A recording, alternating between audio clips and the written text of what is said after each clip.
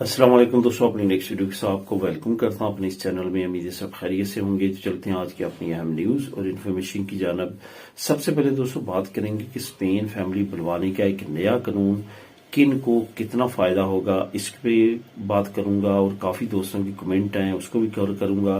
नई ईयर होगा आगाज, इमिग्रेंट्स को नया मौका। इस पे मैंने ऑलरेडी बात की थी, लेकिन बहुत सारे दोस्तों को समझ नहीं आ सकी। इसको दोबारा कवर करूंगा। आपके बेशुमार इस पे भी कमेंट आ रहे हैं। वोक्स पार्टी का एक नया वार और इस वक्त टारगेट सिर्फ और सिर्फ मुसलमान है, इस पे बात करेंगे। और आखिर में बात करूंगा कि कौन से मुल्क के इमिग्रेंट सबसे ज्यादा स्पेन की जेलों में हैं। एक नई रिपोर्ट शाया की गई है, इसको कवर करूंगा वीडियो के आखिर में। तो दोस्तों सबसे पहले तो आपको बताता चलूं कि लिंक्स कौन कौन से आज आपके साथ में शेयर करूंगा वीडियो के नीचे डिस्क्रिप्शन में। सबसे पहले तो फैमिली जो नया कानून है और फैमिली लॉ का, उसका जो नया कानून है उसका लिंक आपको मिलेगा। लिंक नंबर 1 वोक्स पार्टी का जो नया वार है मुसलमानों के खिलाफ, लिंक नंबर 2 ये मिलेगा। और तीसरा कौन से इमिग्रेंट सबसे ज्यादा जेलों में है, ये तीसरे नंबर पे आपको लिंक मिलेगा। ये तीनों लिंक्स को आप क्लिक करके खुद भी रीड कर सकेंगे। तो दोस्तों सबसे पहले तो बात करते हैं कि स्पेन फैमिली बुलवाने का जो नया कानून है वो किन के लिए है और किन को फायदा होगा। सबसे पहले तो आपको ये बताता चलूं कि जो इस वक्त फैमिली लॉ चल रहा है उसमें जो फैमिली वीजे का प्रोसेस है वो तमाम चीजें जो है उस पर कोई भी हुकूमत का अभी तक कोई नया कानून नहीं बना। लेकिन अरागो फैमिलियार में और इकोपरार फैमिलिया जो है इसमें नए कवानीन आ रहे हैं और इसकी नई वजाहतें आ रही हैं। अभी दोस्तों सिर्फ अनाउंस हो रहे हैं, उसकी इम्प्लीमेंटेशन के लिए कुछ टाइम रिक्वायर्ड होगा। इसमें 3 महीने भी लग सकते हैं, 4 महीने भी लग सकते हैं। ये ऑफिस की तेजी पे है और आमतौर पे स्पेन में 3-4 महीने लग जाते हैं कोई भी जब नया कानून बनता है उसको इम्प्लीमेंट होते होते। तो इसी तरह से ये जो तमाम कवानीन बन रहे हैं इनको 3-3, 4-4 महीने लगेंगे। ये इतनी जल्दी जो है वो फौरन इम्प्लीमेंट नहीं होंगे। स्पेन फैमिली बुलवाने का जो नया कानून है इसमें इन्होंने एक बड़ी तब्दीली की है जो मैं समझता हूँ कि बहुत ज्यादा हमारे लोगों के लिए इतनी फायदेमंद नहीं है।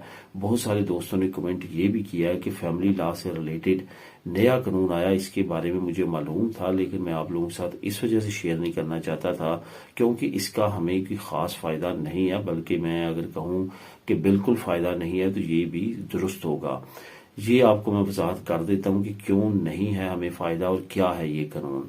ये कानून है कि पहले क्या था, आप अपनी फैमिली उसी फैमिली को बुलवा सकते हैं जिसके साथ आप रजिस्टर्ड शादीशुदा है, यानी कि आपका निकाहनामा है, या अगर आप नॉन मुस्लिम कंट्री से हैं वहां पे आपका मैरिज सर्टिफिकेट जो अमूमन तौर पे सिविल कोर्ट्स वगैरह में ये ऐसे होता है, वो अगर आपके पास प्रूफ है तो फिर आप जो है अपनी फैमिली को बुलवा सकते थे। लेकिन अब जो नया फैमिली लॉ है उसमें स्पेन ने ये ऐड कर दिया कि अगर आपकी शादी नहीं भी हुई, आप रजिस्टर्ड शादीशुदा नहीं हैं, लेकिन आपके पास प्रूफ हैं कि आप इकट्ठे रहते हैं, जिसमें आपके बच्चे भी आपका प्रूफ हो सकते हैं, बच्चों के आगे डीएनए आपका प्रूफ हो सकते हैं, लेकिन आपने शादी नहीं की, उसके बगैर ही आपने रहते हुए जो बच्चे पैदा किए हैं और आपके पास दूसरे प्रूफ हैं, इकट्ठे रहने के प्रूफ हैं, ये सारी चीजें हैं, ख्वाह आप मुल्क के अंदर हैं या मुल्क के बाहर हैं, तो तब भी आपको फैमिली कंसीडर किया जाएगा और आप अपनी फैमिली को, उन लोगों को जो जिनके साथ आपके तल्लुकात हैं, रिश्ते हैं, उनको आप बुलवा सकेंगे। ये नया कानून है जो कि हमारे माशरे के लिए बिल्कुल अगेंस्ट है। इस वजह से हम इस नए कानून से फायदा नहीं उठा सकते। ये खास तौर पे साउथ अमेरिकन लोग और दूसरे जो नॉन मुस्लिम कंट्रीज है वहां के लोगों के लिए ये कानून फायदेमंद होगा। तो ये है नया कानून जो अभी तक इम्प्लीमेंट ये करने वाले हैं, इन्होंने अनाउंस कर दिया और ये नया कानून आया है।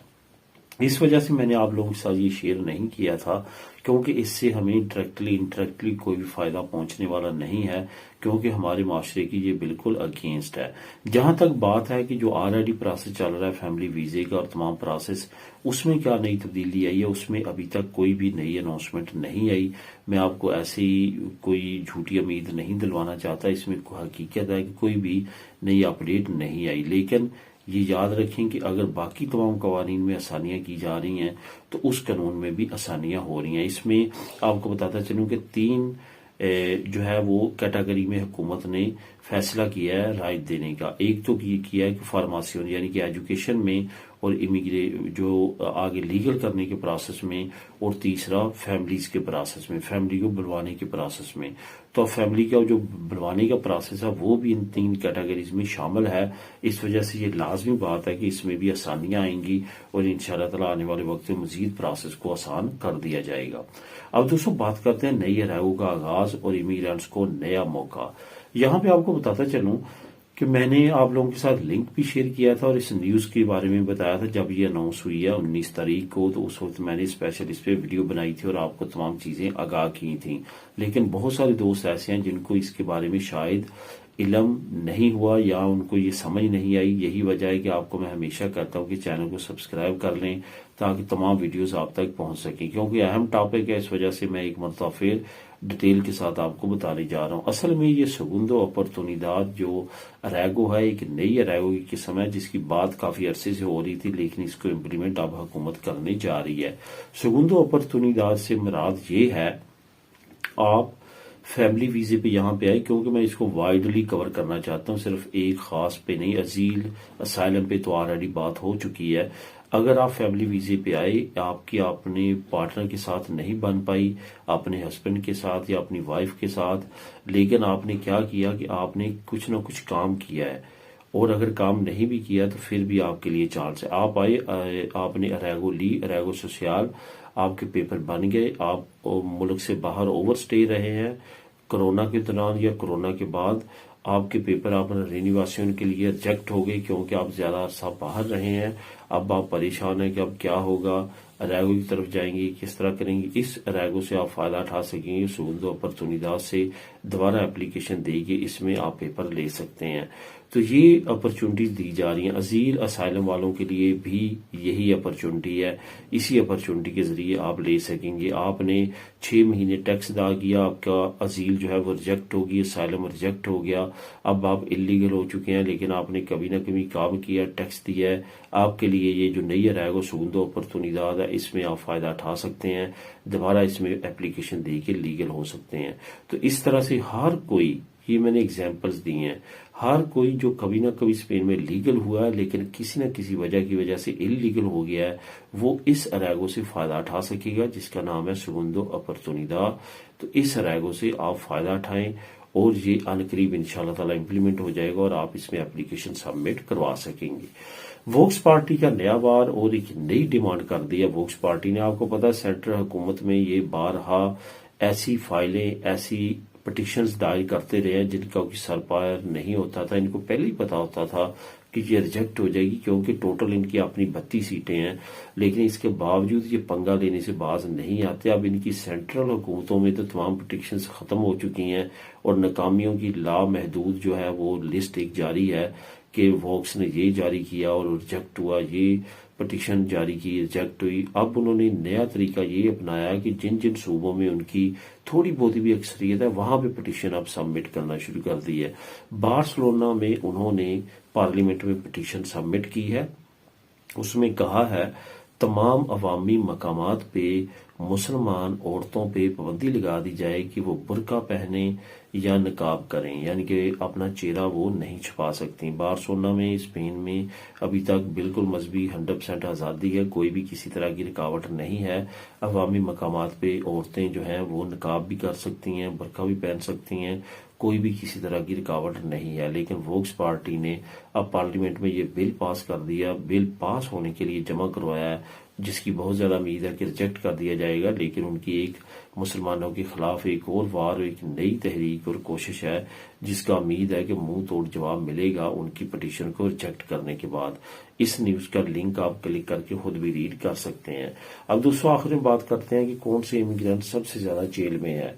एक नई रिपोर्ट स्पेन में शाया की गई है जिसमें ये चेक किया गया है कि किस मुल्क के इलीगल इमिग्रेंट्स या लीगल इमिग्रेंट सबसे ज्यादा जेलों में है किसी न किसी जुर्म में। ये आपको बताता चलूं कि इन जुर्मों में ये जुर्म साबित शामिल नहीं है कि ये इलीगल मुल्क में इंटर हुआ है, बल्कि क्रिमिनल क्राइम जो है उसकी लिस्ट के मुताबिक इन जेलों में एक कैदियों को देखा गया है। तो जैसा कि हमारे तमाम जहनों में एक मुल्क का नाम आता है और वो बिल्कुल ठीक आता है, उसी मुल्क के बाशिंदे जो हैं वो सबसे ज्यादा इमिग्रेंट्स के ममालिक में टॉप पे हैं। इसकी एक वजह ये है कि वो क्राइम शायद ज्यादा करते हैं, दूसरी ये भी रीजन है कि उनकी तादाद बहुत बड़ी है और वो तकरीबन 41% जो टोटल कैदी इमीग्रेंट्स जेलों में है उसमें 41% जो नंबरिंग है वो मराक मुल्क की है, यानी कि मराकश की है, और वहां के बाशिंदे सबसे ज्यादा स्पेन की जेलों में इस वक्त मुख्तलिफ सजाएं भुगत रहे हैं। तो दोस्तों इसकी रिपोर्ट भी आप नीचे लिंक को क्लिक करके रीड कर सकते हैं। मिले नेक्स्ट वीडियो में नई अपडेट्स के साथ। अल्लाह हाफिज।